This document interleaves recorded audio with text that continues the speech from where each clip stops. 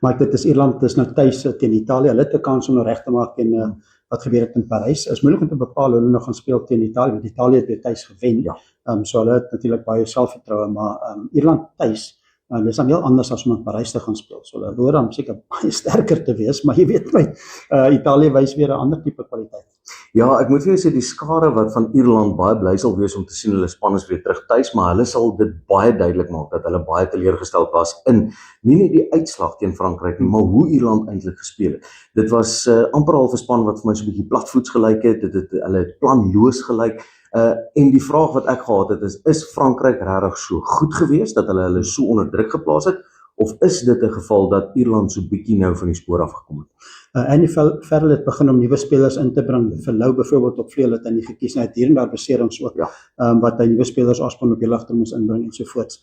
Pennekraas op 10 het nie heeltemal vir my gelyk of hy die speler is wat vir hulle verder gaan vat nie. So ek dink hy kan nog miskien die verwagting is dalk dat hy 'n paar veranderinge kan maak. Ja, ek weet dit is die een groot vraagteken gewees op loskakel. Is dit die regte speler om teen Frankryk daar te hê?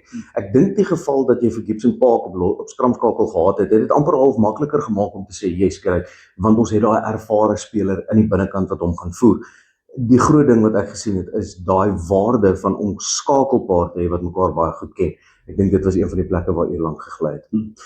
Italië vermoë om in Rome natuurlik is hulle baie moeilik. Suid-Afrika het ook al daar gesit, die All Blacks ook al. Maar vir Ierland om al die pad na Italië om al die pad na Ierland toe te gaan, is 'n groot uitdaging. Mens sal dink hulle het 'n kans, maar mens sal hom sekerlik dat Ierland as hulle daai wedstryd verloor tuis teen Italië, dan is 'n groot fout. Ek dink dit sal die wedstryd wees waaroor die wêreld jubel en juig as Italië dit kan regkry om die sogenaamde upset te wys teen 'n span soos Ierland. Ja, Ierland is nie op die regte plek nie, maar ek moet vir jou sê, Ierland is ook 'n span wat ek nou op my een hand kan tel en ek dink ek gaan nog so 3 of 4 vingers oor hê van hoeveel keer 'n span soos Ierland 2 keer na mekaar verloor het, veral in 'n toernooi soos 6 Nasies. Dit is 'n span wat hulle self baie trots ag om die beker te kan wen en te kan vat. Dit is 'n toernooi waar hulle as gunsteling gesien word. Ek weet nie of Italië die skiet goed het om dit 2 keer in 'n ry te doen.